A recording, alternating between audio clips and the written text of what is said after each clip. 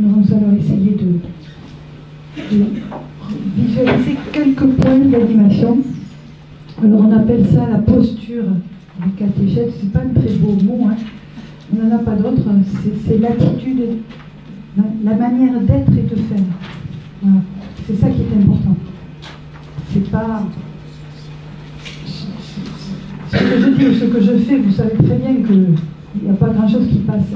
Mais c'est dans ma manière d'être, dans la manière d'être de chacun qu'on peut faire passer quelque chose. Alors, le catéchète ou l'animateur d'un groupe d'adultes ou d'enfants est responsable de l'itinéraire. C'est-à-dire que c'est lui qui va faire le chemin, qui va aider à faire le chemin. Il ne fait pas le chemin à la place de l'autre, mais il va donner des outils pour faire le chemin. C'est lui qui va accompagner la démarche personnelle de chacun.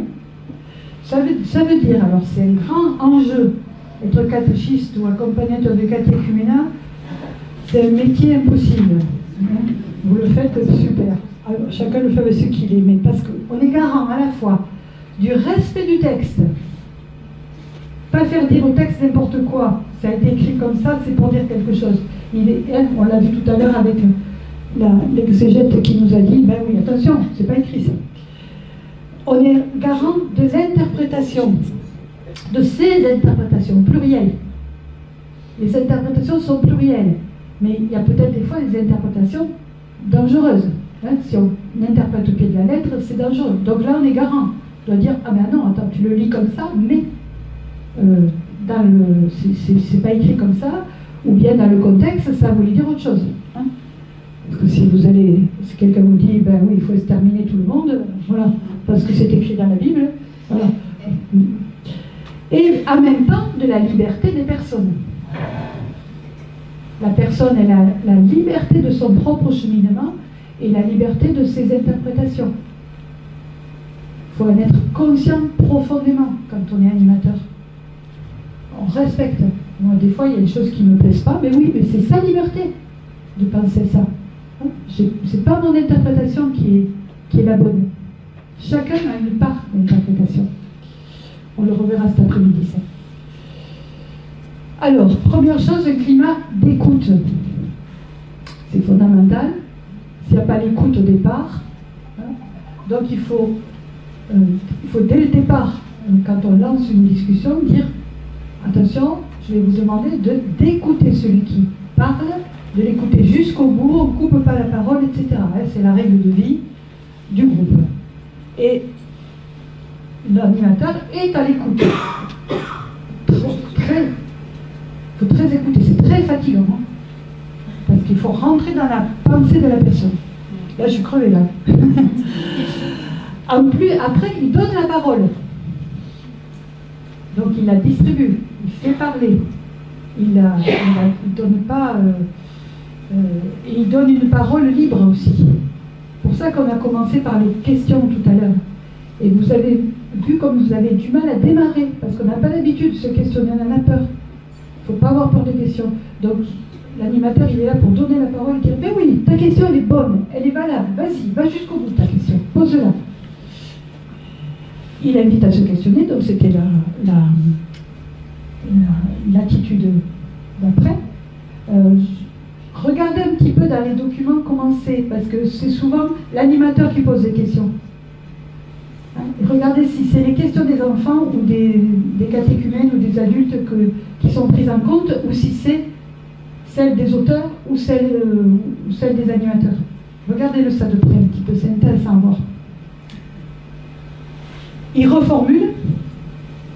La reformulation, c'est très dur, très difficile. Ça veut dire qu'il faut redire à la personne ce qu'elle vient de dire pour qu'elle le réentende autrement, mais pas le dire complètement de la même façon. On peut employer un autre mot pour un autre quand on voit que ça va faire avancer la question. Donc la reformulation aussi, ça s'apprend. Il sait distinguer les différents niveaux de questions et les faire progresser. Ça ne veut pas dire que pour chaque question, je vais me dire que oui, l'année, lui, c'est anecdotique, c'est symbolique, c'est existentiel, c'est je sais pas quoi. Non, on va pas analyser chaque question. Mais je sais, dans ma tête, je sais qu'il y a tous ces niveaux-là. Vous l'avez vu quand on l'a fait là, il y a des questions qui peuvent être anecdotiques et qui peuvent passer dans l'existentiel. Et réciproquement, il y en a, on croit que c'est de l'existentiel, si on creuse bien, si on fait parler la personne, ça va être simplement, voilà, comment le texte a été écrit. Donc il faut faire progresser les questions, donner des repères. Vous avez vu, il y avait des repères exégétiques qui ont été donnés par Françoise, il y a eu des repères d'autres textes, des définitions de mots. J'aime bien, moi, que ce ne soit pas l'animateur qui le fasse, mais de le donner à faire à quelqu'un. Dans les réunions d'adultes, j'ai des cartes, on appelle ça des cartes indices. Donc, il y a la carte indice avec la définition de résurrection, la carte indice avec les différents sens, lever, voilà, se lever, se réveiller, une carte indice sur une phrase du credo. Dans le credo, on dit ça. Donc, on la donne à lire à la personne. Ça nous évite, nous, d'être dans la position du savoir. Celui qui sait, parce qu'on ne sait pas tout, heureusement. Hein, et voilà. Voilà. Et on n'aurait plus rien à apprendre. Et ces cartes indices nous aident bien, parce que moi, j'oublie, hein, j'ai aucune mémoire. Donc, là, quand j'ai la carte indice, je dis, ah oui, ça veut dire ça, c'est bon. Voilà. Et ça permet, ces repères, il faut les réinterroger encore. On les questionne. Donc en faisant ça, on fait quoi? On suscite les interprétations, on les écoute, les interprétations, on les accepte. Tu interprètes comme ça? Ben oui, c'est bien. Voilà. Et puis je les réinterroge, je dis, mais pourquoi tu interprètes comme ça? Est-ce qu'on peut interpréter autrement? Et autre chose, n'a pas peur du silence, parce que c'est ça qui va favoriser l'intériorisation. Quelquefois, on veut le meubler, le silence, et on donne une explication pour éviter ce silence. Alors que c'est justement, vous avez repéré dans le temps de débat comme une affaire, il y a eu des petits temps de silence, vous sentez, hop, il y a quelque chose, le poids du silence, voilà, on sentait que la parole qui venait d'être dite, elle faisait son chemin en vous. Donc, n'ayez pas peur de ce silence, ne le meublez pas surtout par des explications. Voilà. Vas-y, tu peux cliquer. Ça, c'est la conclusion de l'animateur.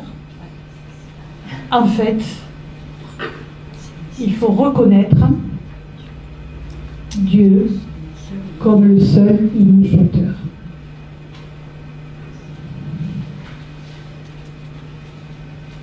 C'est lui qui fait le boulot dans le cœur des gens. Moi, je donne que des outils, je donne la parole, modestement, et ce que je suis, comme je peux. Voilà. Il faut être décomplexé par rapport à ça. On n'est pas des animateurs super costauds. On fait ce qu'on peut et ce qu'on a.